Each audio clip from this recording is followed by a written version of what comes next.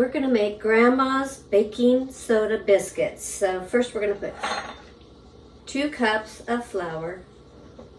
These are the flakiest biscuits you'll ever have. And then 1 tablespoon of baking powder, 1/4 teaspoon of baking soda, and 1/2 teaspoon of salt. And we'll just stir that up. Real good. Okay, the next thing we're going to put in will be 1 cube of butter. But we're going to cut this butter into little small cubes so we can blend it. And this butter is ice cold.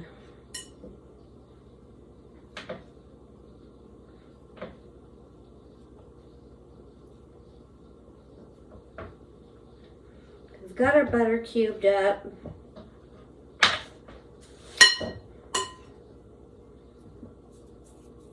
And now we're going to use our pastry blender. And I brought I thought I'd show you my grandma's old pastry blender.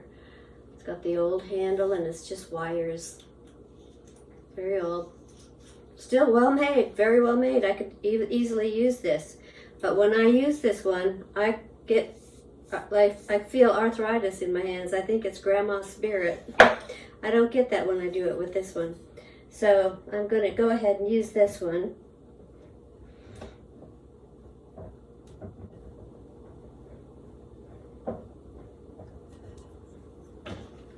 And what you want to do is keep blending it until you have the size of little crumbles, like little pea sizes of the butter.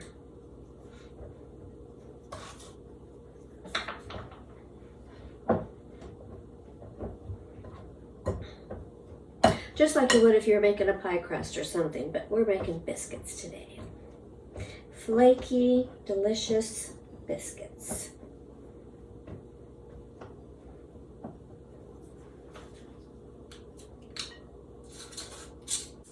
Okay, the next thing we're going to do is pour in 1 cup of ice cold milk. Now I only have 3/4 cups of milk, so I used 1/4 cup of my fresh homemade kefir. We're going to pour that in.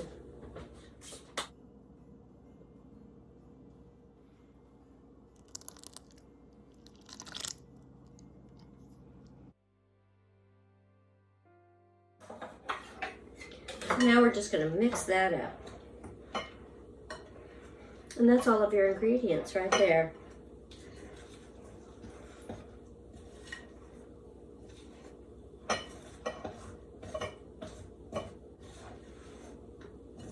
You can also use buttermilk if you want to make buttermilk biscuits. You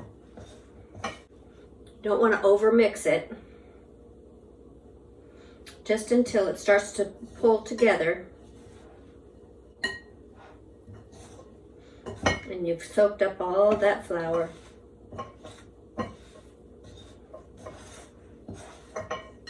Okay, now here's the fun part.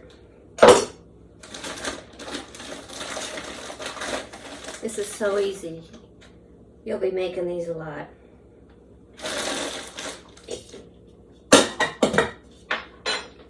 Grandma had 9 kids, 10. 1 didn't survive, which was my mom's twin. But she had to do things in an efficient way. So she would find ways, innovative ways to do things that took less time. Now, what we're going to do is we want to smash it and fold it over. We're going to make it into a rectangle, but we're going to do this like 5 times.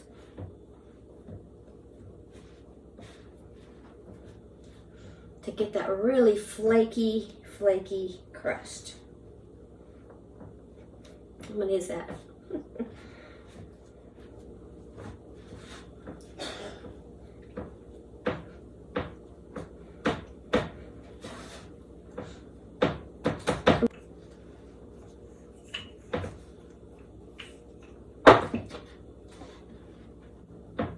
So we've got kind of a a nice rectangle here.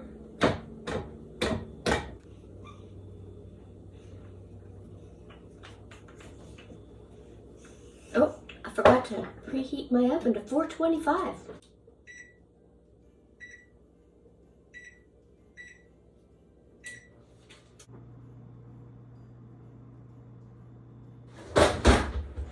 Now we're just going to take a nice big knife, and this is probably about 1 inch thick, just so you know. And I'm going to cut it. And I'm going to make 12 biscuits.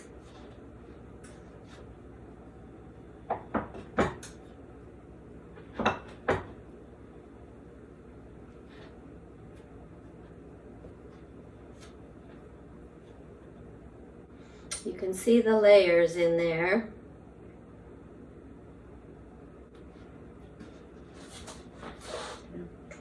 Well, fluffy, flaky, beautiful biscuits.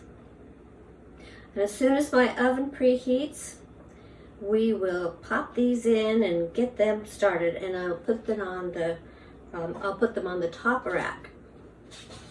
Got my parchment paper ready. Biscuits not touching in the pan.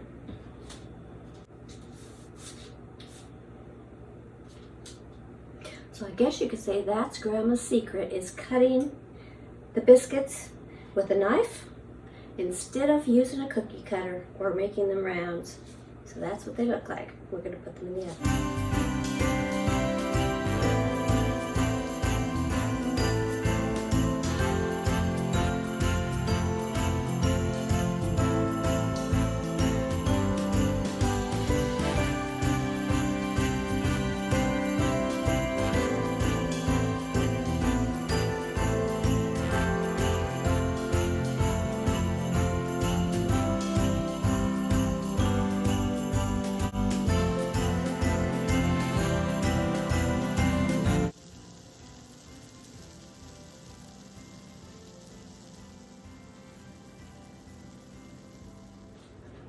Just got these out of the oven.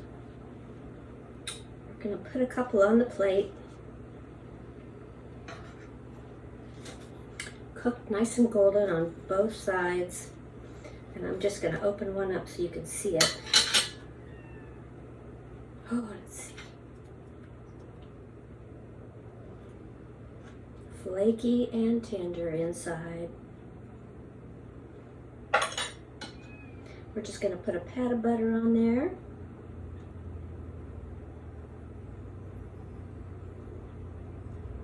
And close it back up. Ouch.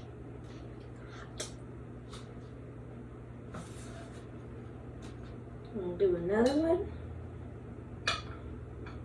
And then we're going to have a taste test. There we have beautiful, beautiful. Biscuits are too hot to taste right now.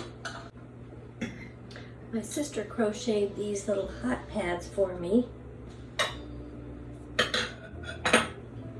Let's taste the eggs and see how they turned out. Egg, sausage, and Mexican cheese with a little bit of smoky paprika.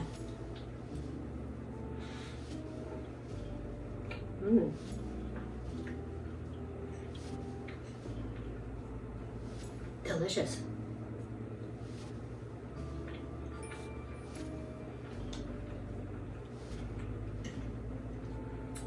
Try a little bit of this strawberry jam.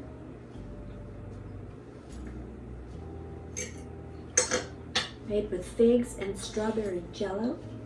Tastes just like strawberries.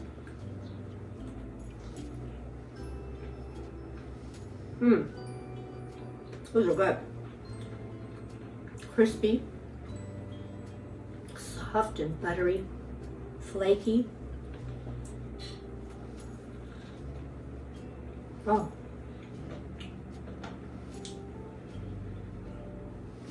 Bet you can't just eat one.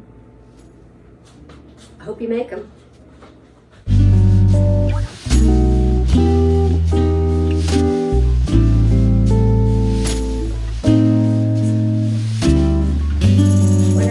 shopping for garlands for Christmas. The sparkly leafy one, I think it was similar to this, was sparkly. It was one left and it was gone the next time I went, and I didn't buy it the first time I saw it, which I should have done. But this last time when I went in, I didn't really care for any of the pine ones. I have a very narrow mantel, so I'm looking for something that I can lay across. That's why I'm not doing anything like real, like natural, because the heat comes up and it could start a fire, and I don't want to take a chance. So I found these leaves, and these happen to be magnolia leaves, which I didn't realize at the time. But then I picked up these flowers, which I know are magnolia, and I thought, boy, wouldn't these be pretty on my mantle? Just bring some of that pink and white in. So then I found out later that these are magnolia leaves. So I think I did the right thing. And I looked up the meaning of magnolia. In Victorian times, they were really into the meanings of flowers. And magnolia means independence and perseverance. And that pretty much symbolizes my last year up here on the mountain. So today I'm going to go ahead and get this made. I've got these laid out, and I'm going to use hot glue. But I think what I'll do is probably come in. I may end up hot gluing it to the table if I'm not careful. And I'll come in and maybe wire wrap it after that. But I've got the magnolias here. I've got the magnolia buds, which I can add those in. And then I've got a little bit of sparkle with these little sparkly, and I've cut everything apart. I bought 2 things of this. They were big, and I'm just going to kind of get those in there, and we'll see how this looks. What I've done is I've actually used some of these, because they have wires in them, to anchor the other ones down or in place, and it seems to be working out pretty well.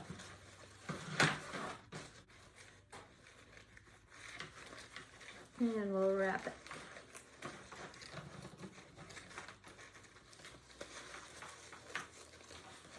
With the wire. What's that? It is right here.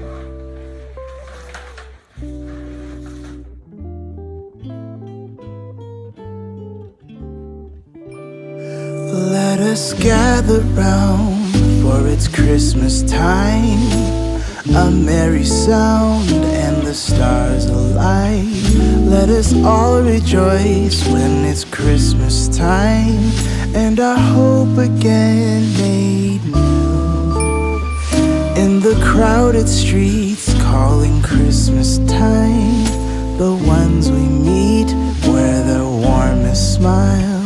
And from far away we hear bells that chime, stating Santa won't be late. And deep in our hearts we will carry a song, heard through the ages from angels on high. In the falling snow, all the Christmas lights bring a special glow on a special night.